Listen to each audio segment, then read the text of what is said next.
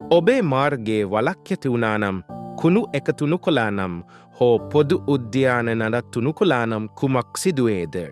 මේ සියල්ල පිටුපස සිටින්නේ අපේ පළාත් පාලන ආයතනයි.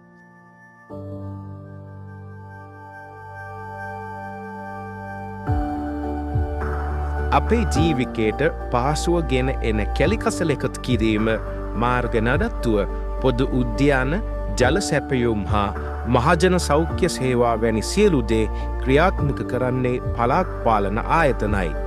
ජපානයේ සුමිදා දිස්ත්‍රික්කයේ කාර්යක්ෂම කසල කළමනාකරණයෙන් ස්වීඩනයේ ස්ටොක්හෝම් නගරය පොදු අවකාශ ව්‍යාපෘතියෙන් හා ඉන්දියාවේ දිල්ලි සිටි ව්‍යාපෘතියෙන් ගැමතාවට විශිෂ්ට සේවා සපයන පළාත් පාලනය පිළිබඳ සාර්ථක උදාහරණ සපයයි.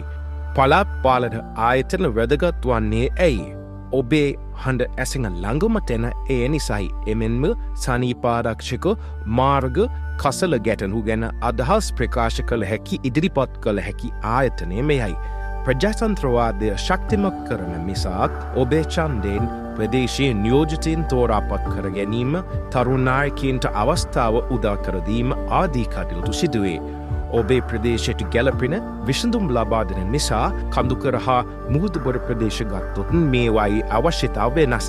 පළාත් පාලන ආයතන ප්‍රාදේශීය අවශ්‍යතා හඳුනාගෙන ඒවා සපුරන්නට පුළුවන් ආයතනයි.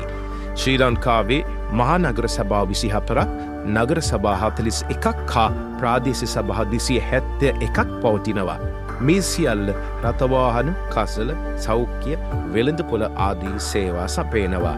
ඔබට කළ හැක්කේ ඡන්දේ වටිනාකම තේරුම් ගැනීමත්, සක්‍රීයව රැස්වීමට සහභාගීම සහ ඔබේ අයිතිවාසිකම් ගැන දැන ගැනීමත්ය. පළාත් පාලන ආයතන හුදෙක් ගොඩනැගිලි පමණක් නොවේ, ඒවා අපේ ප්‍රජාවේ හදවතයි.